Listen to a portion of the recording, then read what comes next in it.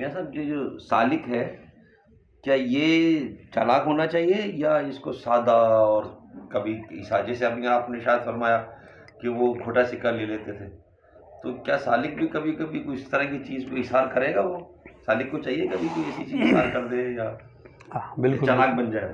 نہیں، سالک کو چالاک نہیں ہونا چاہیے، سالک کو سیدھا سادہ بھولا بھالا ہونا چاہیے، بالکل دیہاتی ٹائپ کا جسے کہتے ہیں نا، بھولا بھالا، کہیں سے اس میں بناوٹ نہ ہو، کہیں سے وہ، کیونکہ وہ جو کچھ اس کے ساتھ ہو رہا ہے، پہلا سبق سلوک کا یہ کہ کائنات میں جو کچھ ہو رہا ہے رب کی مرضی سے ہو رہا ہے، اور اللہ تبارک و تعالی سمجھ لیں سالک کے لیے خاص معاملہ ہے۔ میں عوام الناس کی بات ہرگز نہیں کر رہا ہوں، ان کے لیے یہ بالکل بات نہیں ہے۔ ہاں، جو اہل سلوک پر اولیاء اللہ کے طریقے پہ چلنا چاہتا ہے اس کے لیے یہی ہے، بہتر ہے کہ وہ مخلوق کو بیچ میں کچھ نہ سمجھے کہ مخلوق نہیں ہے، جو کچھ ہو رہا ہے رب سے ہی لے رہا ہے، رب کو ہی دے رہا ہے، مخلوق کو بیچ میں سے تصور کر کے نکال دے کہ میرا اس سے کوئی واسطہ نہیں ہے۔ اور اس کی نشاندہی آپ صلی اللہ علیہ وسلم نے کی ہے، فرمایا کہ صدقہ جب کوئی دیتا ہے تو وہ فقیر کے ہاتھ میں آنے سے پہلے رحمان کے دست قدرت میں آتا ہے۔ فرماتے ہیں کہ رحمان جو ہے وہ اس کو اپنے دائیں دست قدرت سے لیتا ہے، اور اچھا فقیر کے ہاتھ میں لینے سے پہلے، تو ایسا قریب کا معاملہ ہو جاتا ہے کہ ہے ایسا ہی معاملہ۔ جو سالک ہوتے ہیں، جو اللہ کے ولیوں کے طریقے پہ چلنا چاہتے ہیں، وہ کہتے ہیں بس ہم نے دوسرے کو کیا کرنا، کوئی لے رہا ہے، کون لے رہا ہے، کون نہیں لے رہا، بس ہم نے تو رحمان کے دست قدرت میں دے دیا، اور رحمان کے، ہے نا، یعنی بڑے کریم اور رحمت والے رب نے اپنی تحویل میں لے لیا، اس کو اپنی قدرت سے اس کو سنبھال لیا، اس کے صدقے کو، تاکہ اس کو اس کا بہتر اجر دیا جائے اس کا۔ تو دیکھیں اس حدیث پاک میں ایک راز کھولا گیا کہ لینا دینا جو ہوتا ہے اللہ کی راہ میں جب دیا جاتا ہے تو وہ کس کو دے رہے ہیں آپ اور کس سے لے رہے ہیں؟ تو اسباب کو بیچ میں سے وہ نکال دیتے ہیں اپنے ذہن سے کہ اسباب بھی کوئی چیز ہے۔ ایک شخص لے کر آیا تو وہ شخص کو نہیں دیکھیں گے، اور من جانب اللہ آیا ہے۔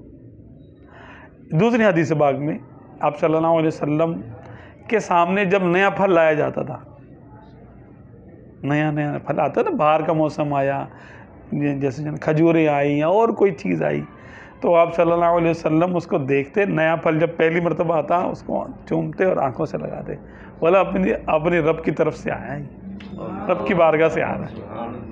اب بتائیے لے کر کون آ رہا ہے؟ کوئی بھی لے کر آ رہا ہے۔ آپ صلی اللہ علیہ وسلم آقا دو جہان صلی اللہ علیہ وسلم کس طرف توجہ کروا رہے ہیں ہماری؟ اپنی سوچ بتا رہے ہیں۔ اس کو نہ دیکھو کون لے کر آیا، بلکہ یہ دیکھو کہ کس کی قدرت سے آ رہا ہے، ہم تک یہ پہنچ رہا ہے۔ رازق حقیقی کون ہے؟ رازق کون ہے نا؟ تو اسی سے اس کو کاؤنٹ کرو، اپنا معاملہ مخلوق سے ہٹا لو، یہی تو معاملہ ہے۔ وہ مخلوق ایک آڑ ہے نا، ایک پردہ ہے، جب ہم پردے کے اس پار دیکھتے ہیں تو ہمیں سوائے رب تعالیٰ کے اور کوئی کار فرما نظر نہیں آتا۔ جب ہمارا معاملہ رب سے ہی ہے تو ہم بیچ میں مخلوق کو کیوں دیکھیں؟ اس کا فیصلہ ہے، قل اللہم مالک الملک تؤتی الملک من تشاء وتنزع الملک ممن تشاء۔ تم فرماؤ کہ اے اللہ تو ہی ملکوں کا مالک ہے، تو جس کو چاہتا ہے ملک عطا کر دیتا ہے۔ اب ہم سیاسی جماعتوں کو کوس رہے ہوتے ہیں، کسی کو برا بھلا کہہ رہے ہوتے ہیں، اللہ کا تو فیصلہ ہے کہ ملک میں دیتا ہوں، وَتَنزِعُ الْمُلْكَ مِمَّن تَشَاءُ، اور جس سے تو چاہتا ہے ملک واپس لے لیتا ہے، چھین لیتا ہے. مالک تو ہی ہے، لیکن تو جس کو چاہتا ہے ملک عطا کرتا ہے اور جس سے چاہتا ہے ملک لے لیتا ہے. اب ملک میں مانا پورا اختیار ہے نا، یہ پورے ایک ملک ہے، 2 ملک ہے، کتنے بر اعظموں کا وہ بندہ جو ہے نا وہ ہوتا ہے، بادشاہ ہوتا ہے نا. تو سارے کام اس کے اختیار میں ہوتے ہیں نا بادشاہ کے. وہ اختیار اللہ تعالیٰ دیتا ہے بندے کو، جس کو چاہتا ہے دیتا ہے، اور جس سے چاہتا ہے لے لیتا ہے. نفع نقصان کا مالک بنا دیتا ہے جس کو چاہتا ہے، اور جس کو چاہتا ہے نفع نقصان کی ملک اس سے لے لیتا ہے، اختیار لے لیتا ہے اس سے. تو اصل نفع نقصان کا مالک کون ہوا؟ اللہ ہوا، ہے وہی، ظاہر سی بات ہے. تو اس نے اپنی طرف توجہ کرائی ہے کہ تم ایسے کہو، قل اللہم مالک الملک تؤتی الملک من تشاء وتنزع الملک ممن تشاء وتعز من تشاء. اور تو جس کو چاہتا ہے عزت دیتا ہے. اب کوئی ہماری تعظیم کرتا ہے، ہم اس کو بڑا اچھا سمجھتے ہیں کہ ہاں بھائی یہ میری تعظیم کر رہا ہے. اب یہ بھی اچھا ہے. ہماری توجہ اللہ ماشاءاللہ رب کی طرف کہ اللہ اس کے ذریعے مجھے عزت دے رہا ہے، یہ ہونا چاہیے نا ہمارا. تو وَتُذِلُّ مَن تَشَاءُ، اور تو جس کو چاہتا ذلیل کر دیتا ہے. تو ہم تو ذلیل کرنے والے کو جناب سنا رہے ہوتے ہیں، تو نے مجھے یوں کہہ دیا، تو نے مجھے یوں کہہ دیا، تو نے مجھے گالی دے دی، یہ کر دیا، وہ کر دیا، پتہ نہیں کیا کیا بولتے رہتے ہیں، اسی سے لڑتے.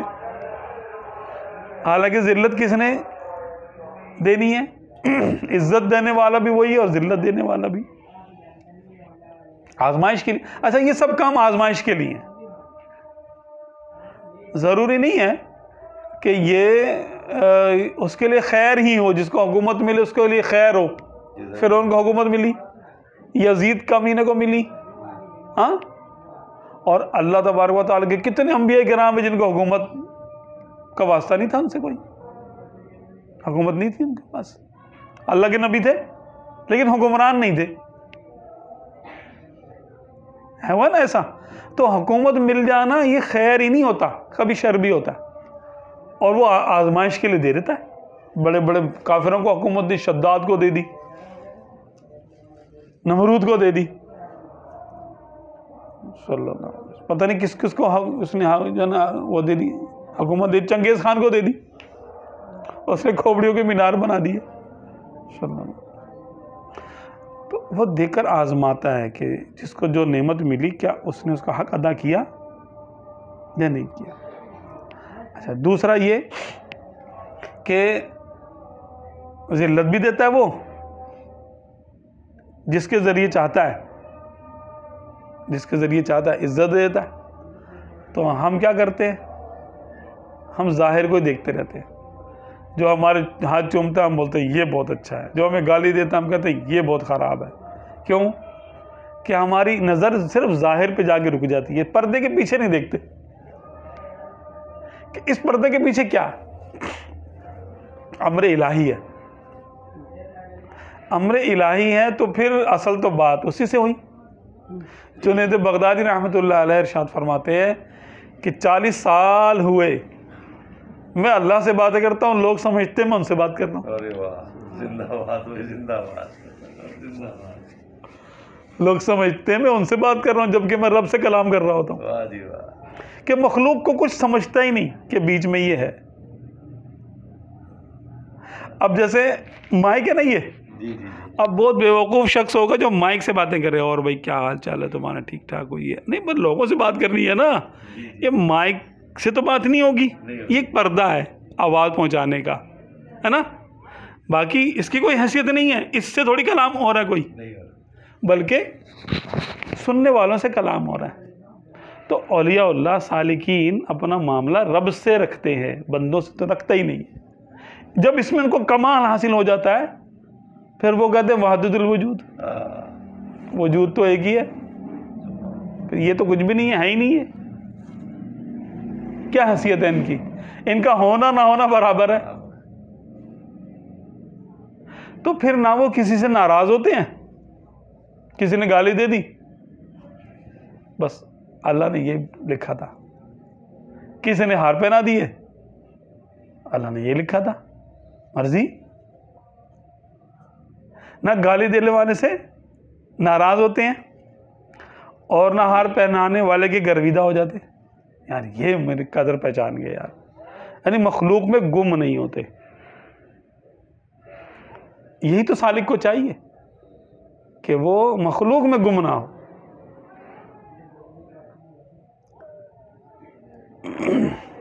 تو وہ اپنا معاملہ رب سے رکھتے ہیں. جواب ہو گیا. اب ہم جو کہتے ہیں وہ کیا کرتے ہیں, ہم اپنا سارا معاملہ مخلوق سے رکھتے ہیں. اچھا, عوام الناس کے لیے اس میں کچھ بچت بھی ہے اگر وہ سارا کچھ ہی رب سے کرنا شروع ہو جائے. اس لیے سالکین کے لیے خصوصی تربیت کی ضرورت ہے. بخار کو تو آپ کچھ کہہ بھی دیں گے, برا بھلا کہہ دیں گے. گاڑی سے ایکسیڈنٹ ہو گیا تو آپ گاڑی والے کو برا بھلا کہہ دیں گے, گاڑی کو کچھ کہہ دیں گے, اب اس نے یہ کر دیا, فلانا ہو گیا, ڈھماکہ ہو گیا. اب اگر تربیت نہیں ہے اور آپ نے گاڑی کس کے حکم سے ٹکرائی, آ کر چلانے والا تو کوئی تھا, اس کو نیند آ گئی یا اس کو دھیان نہیں رہا, ادھر کے بجائے اس نے ادھر کاٹ دیا, بریک کے بجائے اس نے ایکسیلیٹر پاؤں آ گیا اس کا, تو گاڑی ٹھک گئی, لگ گئی جا کر. تو اصل حکم کس کا تھا پیچھے؟ اللہ کا تھا نا. لیکن ہم اس کو بول رہے تھے, یار تو نے یہ کیا کر دیا بھائی, تو میرا ہر جانا بھر یہ کر وہ کرتے ہو, لڑائی بھی اسی سے کر رہے ہوتے ہیں. تو عوام کے لیے یہی بات صحیح ہے, کیونکہ اگر یہ اس کے پیچھے جھانکیں گے تو کہیں شکوہ نہ پیدا ہو جائے ان کو, کہیں ان کو شکوہ پیدا نہ ہو جائے. ہاں, کہ شکوہ پیدا ہوا تو پھر ایمان گیا. اسی لیے بغیر مرشد کامل کے یہ سلوک طے نہیں ہو سکتا, کیونکہ بغیر تربیت کے کچھ کا کچھ سوچ لے گا بندہ. سفیان شاید باعث بستامی رحمۃ اللہ علیہ کی بارگاہ میں, یعنی ان کے بارے میں آتا ہے کہ آپ کا انتقال ہوا تو اللہ تعالیٰ نے آپ سے پوچھا کہ اے باعزید فلاں دن تم نے شرک کیا تھا. تو آپ نے پوچھا میرے مولا میں تو مجھے تو یاد نہیں ہے, تو فرما رہا تو صحیح ہے لیکن وہ کون سا شرک ہے؟ فرمایا ایک دن تو نے چنے کی دال کھائی, تیرے پیٹ میں درد ہو گیا, تو نے بولا چنے کی دال کھائی تھی نا, میرے پیٹ میں درد ہو گیا. تو نے چنے کی دال کو نفع نقصان کا مالک سمجھ لیا. کیا ایسے ہوتے ہیں ہمارے دوست؟ تو نے ہمارے سوا کسی اور کا نام کیوں لیا؟ اب بتائیے. تو اہل محبت کے ساتھ پھر گرفت بھی ایسی ہوتی ہے. زکریا علیہ السلام, آپ کے پیچھے دشمن لگے آپ کو شہید کرنے کے لیے. اللہ کے نبی ہیں نا, کتنے پیارے نبی ہیں, ان کا نام بھی آیا قرآن پاک میں. سب نبیوں کے نام نہیں ہیں, ان کا نام پاک ہے ان کا. ان کی شہادت کیسے ہوئی تھی؟ ایسے ہوئی تھی کہ آپ کو شہید کرنے کے لیے آپ کے دشمن آئے, پیچھے آئے یہودی. تو آپ نے درخت سے جو نا حکم دیا درخت کو, اے درخت مجھے پناہ دے. درخت نے آپ کی بات مانی. بھائی اللہ کے حکم سے نبی کی بات تو چرند پرند اور یہ جو پتھر نباتات وغیرہ سب مانتے ہیں. درخت کھل گیا, کھلا, آپ اندر چلے گئے. آپ کا کونا جو نا کپڑے کا کونا باہر آئے گا ہلکا سا. ایک روایت میں یہ کہ شیطان نے آپ کو دیکھ لیا اندر جاتے وقت, اس نے لوگوں کو بلا لیا. اس نے بولا یہاں پر ہے, میں نے دیکھا ہے. انسانی شکل میں آیا, اس نے بولا اس درخت میں ہے تمہارا دشمن معاذ اللہ. تب بتائیے کہ آپ نے کوئی ناجائز کام کیا تھا کیا؟ لیکن دیکھو ایک عاشق اور محبوب کا معاملہ تھا یہ. ہم اس میں زیادہ کلام نہیں کر سکتے, ہماری اوقات نہیں ہے, لیکن عشق کی بات سمجھ میں آتی ہے ہمیں تو, کہ انہوں نے درخت کی کوئی پوجا نہیں کی تھی کہ شرک ہو گیا. حکم دیا تھا بھائی تم میری اطاعت کر, بچا مجھے اس سے, بنا دے مجھے. تو وہ ظاہر سی بات ہے اللہ کی مخلوق ہے درخت, اور اللہ کا نبی توحید پہ پورا قائم ہوتا ہے. لیکن اللہ تبارک و تعالیٰ نے کیا کیا, شیطان آ گیا. اب یہ سب اللہ کی مشیت سے ہو رہا ہے. اللہ کا نبی درخت میں ہے اور اللہ کا دشمن شیطان وہ آگے دشمنوں کو لے کر آ گیا, اور انہوں نے کہا کہ آرا منگاؤ, اوپر سے کاٹو ایسے درخت کو. آرا چلا دیا. چلتے چلتے چلتے آرا جب آپ کے سر کے پاس آیا تو آپ نے بولا اے میرے مولا, یہ تو میرے سر پہ آ گیا اب آرا. فرمایا کہ بس اب جو ہے وہ صبر کرو. تم نے درخت سے بات کی تھی, درخت جتنا کر سکتا تھا اس نے کر دیا, جتنے تمہاری خدمت درخت کر سکتا تھا کر دی.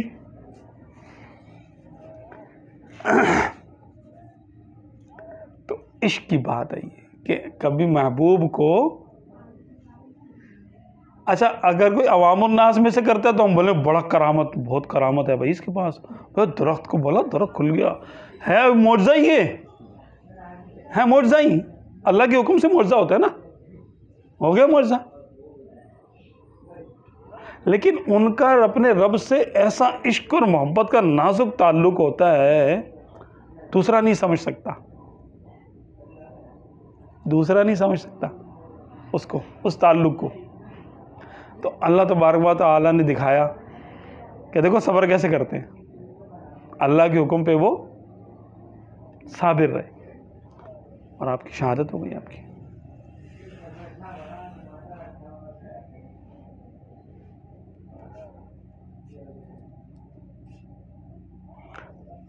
تو یہ کیا ہے, اللہ تعالیٰ کی بے نیازی ہے.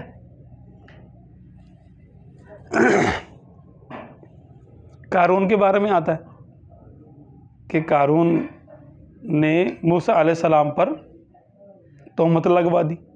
زکوٰۃ کا حکم آیا نا جب, تو قارون کے پاس تو بڑے خزانے تھے, کنجیاں اس کی بڑی بڑی, اونٹ یعنی اٹھاتے تھے اس کی خزانے کی کنجیاں. جب حکم آیا کہ زکوٰۃ دو, اس نے بولا میں نہیں مانتا اس کو. موسیٰ علیہ السلام پہ اس نے جھوٹا الزام تہمت لگا دی. جب وہ تہمت غلط ثابت ہو گئی, آپ تو جلالی تھے موسیٰ علیہ السلام, آپ نے عرض کی اے میرے مولا اس نے کیا کیا, یہ میرے ساتھ مجھ پہ تہمت لگا دی, ایسے برے کام کی تہمت لگا دی, کسی عورت کے ذریعہ پہ تہمت لگا دی تھی. تو اللہ تعالیٰ نے فرمایا کہ تم اس کو جو سزا دینا چاہو دو. آپ نے عرض کی کہ میں اس کو زمین میں دھسانا چاہتا ہوں. کہا ٹھیک ہے زمین کو حکم دو. آپ نے زمین کو حکم دیا کہ اس کو پکڑ.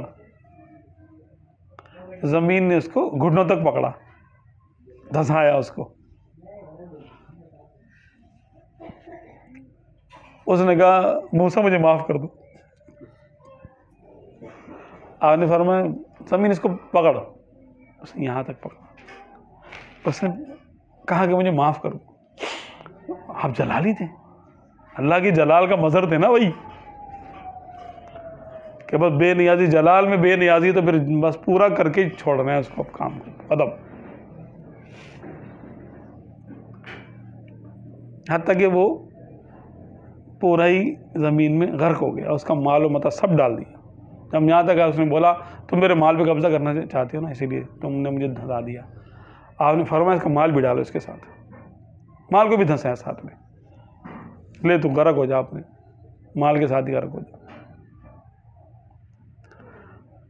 یہ ہو گیا. بعد میں روایتوں میں یہ آتا ہے, حقیقت حال اللہ بہتر جانتا ہے, دروغ پر گردن نامی, کہ اللہ نے فرمایا اے موسیٰ تو تمہارا دل بڑا سخت ہے. اس نے تم سے اتنی مرتبہ کہا, اگر مجھ سے ایک مرتبہ بھی کہتا نا میں اس کو بچا لیتا. اس نے مجھے پکارا ہی نہیں.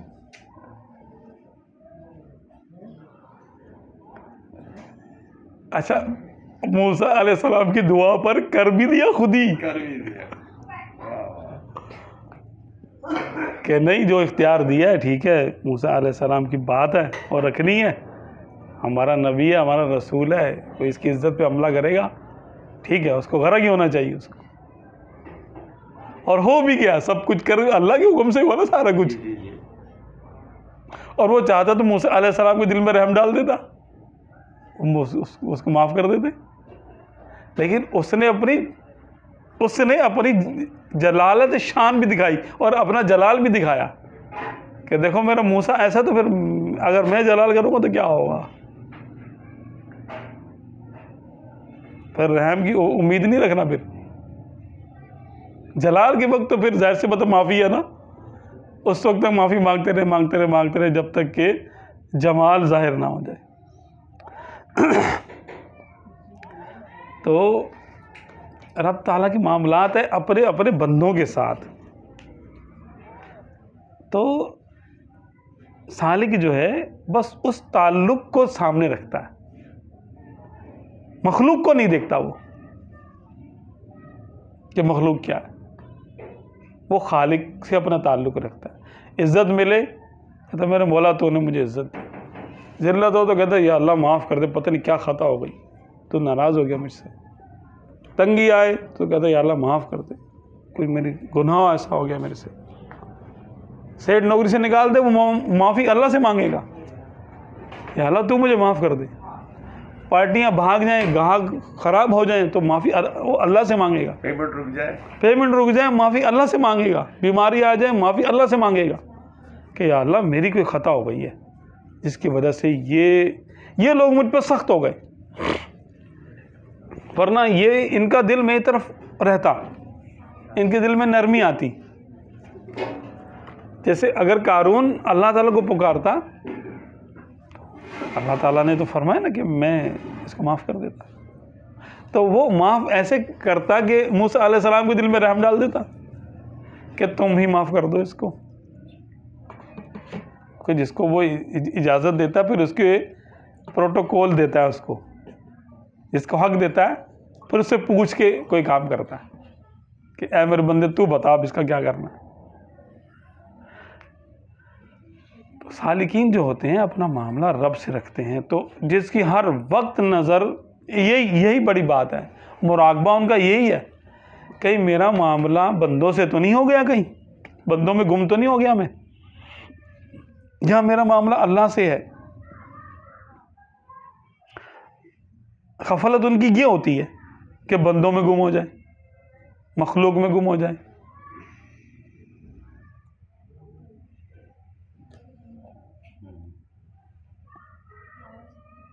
ایک بزرگ باعث بستامی رحمۃ اللہ علیہ کے بارے میں آتا ہے کہ آپ جنگل میں جا رہے تھے تو مختلف جانور آپ کے سامنے آئے، کوئی کسی روپ میں کوئی کسی روپ میں. ایک دم اژدھا آ گیا بہت بڑا، تو آپ نے فرمایا کہ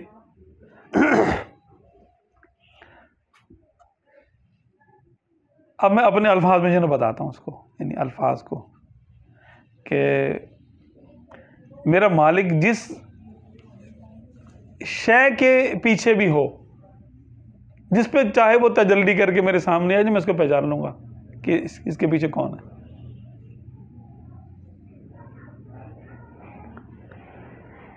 تو اس لیے وہ مخلوق سے ان کا بیگانہ ہی رہتے ہیں وہ اولیاء اللہ. تو نہ کسی کا خوف رکھتے ہیں، نہ وہ کسی سے لالچ رکھتے ہیں. بڑے بڑے بادشاہ آتے ہیں تو وہ کہتے ہیں بھئی کیا ہوا اگر یہ آ گیا تو. بڑے بڑے ظالم آتے ہیں، کوئی ان کو وہ نہیں، خوف نہیں ہوتا ان کو.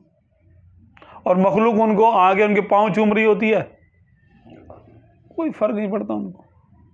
اللہ کے حکم سے آئے ہیں، ابھی ایک منٹ میں یہ اللہ چاہے تو یہ میرے کو گالیاں دیتے بھاگ جائیں گے یہاں سے. لوگوں کے قلوب اللہ تعالیٰ کے اختیار میں ہے، جس کو چاہے آپ کی طرف پھیر دے، چاہے تو آپ سے پھیر دے. تو اسی لیے وہ ڈرتے ہیں اللہ تعالیٰ سے اپنا. یہ جو یہ جو چیز ہے یہ والی، یہ تو شیخ کیسے اس کو سکھاتا ہے؟ یہ سلوک کی راہ کے کوئی پڑھنے کے لیے دیتا ہے شیخ ان کو پیر صاحب؟ یا نہیں، تربیت ساتھ رہنے سے، صحبت سے. صحبت سے. ایک تو صحبت میں یہ تاثیر ہے کہ جس کی صحبت میں آپ رہیں گے آپ کے خیالات ویسے ہونا شروع ہو جائیں گے. جی جی. کیوں کہ یہ ایسے انسان کے جو خیالات ہیں یہ کرنٹ کی طرح چلتے ہیں. یہ تو جو اس کو قبول کرتا ہے اس میں جذب ہو جاتے ہیں یہ سب، اور جو قبول نہیں کرتا اس پہ کوئی اثر نہیں ہوتا. آپ صلی اللہ علیہ وسلم کی صحبت میں صحابہ کرام بھی رہیں اور کفار سے بھی آپ کا لینا دینا تھا، میل ملاقات تھی، ان کے ساتھ رہتے تھے، معاشرہ ہی سارا وہ تھا. ان لوگوں نے قبول نہیں کیا. ٹھیک ہے نا؟ جیسے میگنیٹ ہے وہ لوہے کو پکڑتا ہے اور لوہا میگنیٹ کی طرف لپکتا ہے. سونا، چاندی، ہیرا، موتی، لکڑی، پتھر، کنکر کوئی نہیں لپکے گا. اس لیے ایمان کا جو منبع ہے وہ نبی ہوتے ہیں. تو ایمان جن کے دلوں میں ایمان کی صلاحیت ہوتی ہے وہی ان کی طرف رجوع کرتے ہیں. باقی لوگ رجوع نہیں کریں گے، وہ معجزے دیکھ کے بھی نہیں مانیں گے. آپ صلی اللہ علیہ وسلم سے تو 6000 کے قریب معجزے ویسے ثابت ہیں کتابوں میں جو آتے ہیں مختلف، 6000 کے قریب، ایک دو نہیں ہے. لیکن دیکھیں کتنے اس وقت میں تو ہونا تو یہی چاہیے تھا کہ ساری دنیا مسلمان ہو جاتی، لیکن بس وہی لوگ ہوئے جن کے نصیب میں ایمان تھا، جن کے دلوں میں کرنٹ تھا، ایمان کی تڑپ تھی، اللہ نے ان کو ہدایت دے دی. تو یہ کیا ہے؟ اللہ تعالیٰ کی بے نیازی ہے.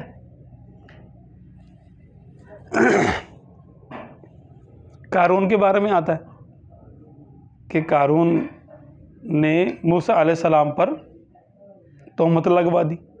زکوٰۃ کا حکم آیا نا جب، اور قارون کے پاس تو بڑے خزانے تھے، کنجیاں اس کی بڑی بڑی، اونٹ یعنی اٹھاتے تھے اس کی خزانے کی کنجیاں.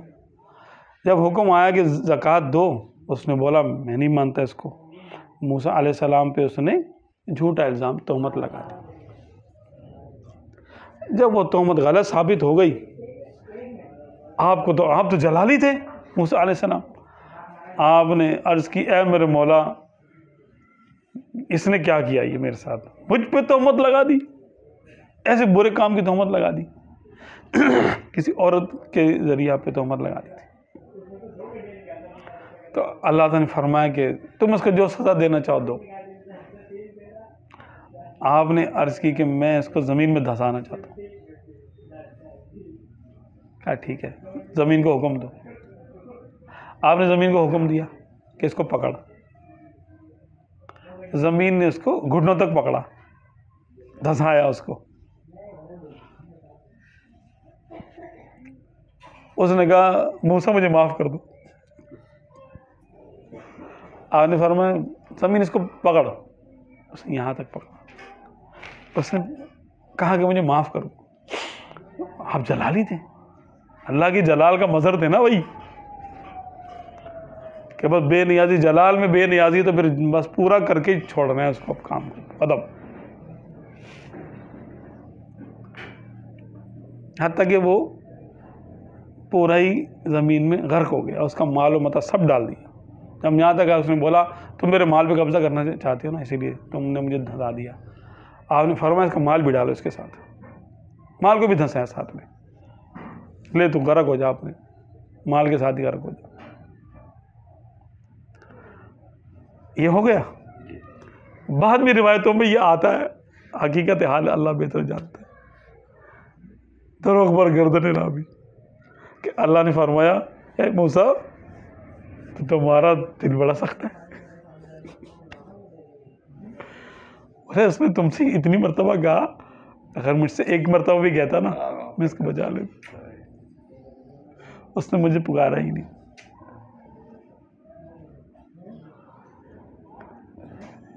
اچھا موسیٰ علیہ السلام کی دعا پر کر بھی دیا خود ہی کر بھی دیا.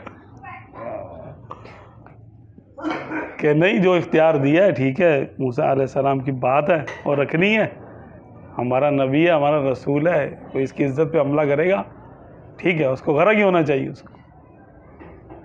اور ہو بھی گیا، سب کچھ کر اللہ کے حکم سے ہوا نا سارا کچھ. جی جی. اور وہ چاہتا تو موسیٰ علیہ السلام کے دل میں رحم ڈال دیتا، اس کو معاف کر دیتے. لیکن اس نے اپنی جلالت شان بھی دکھائی اور اپنا جلال بھی دکھایا کہ دیکھو میرا موسیٰ ایسا، تو پھر اگر میں جلال کروں گا تو کیا ہوگا. پھر رحم کی امید نہیں رکھنا. پھر جلال کے وقت تو پھر ظاہر سے بات معافی ہے نا، اس وقت تک معافی مانگتے رہے جب تک کہ جمال ظاہر نہ ہو جائے. تو رب تعالیٰ کے معاملات ہے اپنے بندوں کے ساتھ. تو سالک جو ہے بس اس تعلق کو سامنے رکھتا ہے، مخلوق کو نہیں دیکھتا وہ کہ مخلوق کیا ہے. وہ خالق سے اپنا تعلق رکھتا ہے. عزت ملے کہتا میرے مولا تو نے مجھے عزت دی، ذلت ہو تو کہتا یا اللہ معاف کر دے، پتہ نہیں کیا خطا ہو گئی، تو ناراض ہو گیا مجھ سے. تنگی آئے تو کہتا یا اللہ معاف کر دے، کوئی میری گناہ ایسا ہو گیا میرے سے. سیٹ نوکری سے نکال دے، وہ معافی اللہ سے مانگے گا، یا اللہ تو مجھے معاف کر دے. پارٹیاں بھاگ جائیں، گاہک خراب ہو جائیں تو معافی وہ اللہ سے مانگے گا. پیمنٹ رک جائے معافی اللہ سے مانگے گا. بیماری آ جائے معافی اللہ سے مانگے گا کہ یا اللہ میری کوئی خطا ہو گئی ہے جس کی وجہ سے یہ لوگ مجھ پہ سخت ہو گئے، ورنہ یہ ان کا دل میری طرف رہتا، ان کے دل میں نرمی آتی. جیسے اگر قارون اللہ تعالیٰ کو پکارتا، اللہ تعالیٰ نے تو فرمایا نا کہ میں اس کو معاف کر دیتا، تو وہ معاف ایسے کرتا کہ موسیٰ علیہ السلام کے دل میں رحم ڈال دیتا کہ تم ہی معاف کر دو اس کو.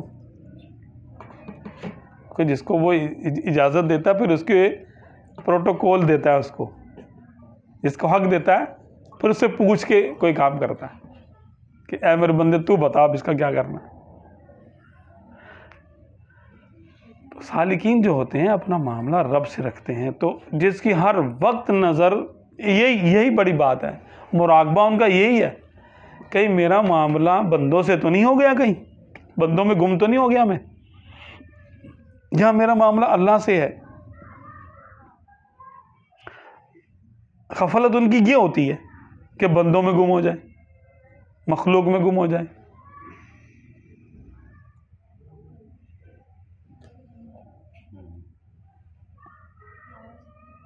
ایک بزرگ باعث بستامی رحمۃ اللہ علیہ کے بارے میں آتا ہے کہ آپ جنگل میں جا رہے تھے تو مختلف جانور آپ کے سامنے آئے، کوئی کسی روپ میں کوئی کسی روپ میں. ایک دم اژدہا آ گیا بہت بڑا، تو آپ نے فرمایا کہ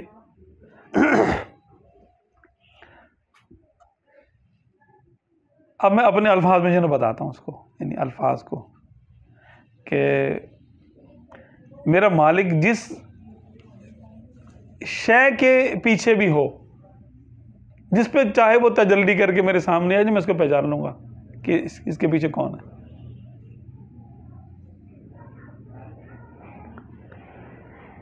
تو اس لیے وہ مخلوق سے ان کا بیگانہ ہی رہتے ہیں وہ اولیاء اللہ.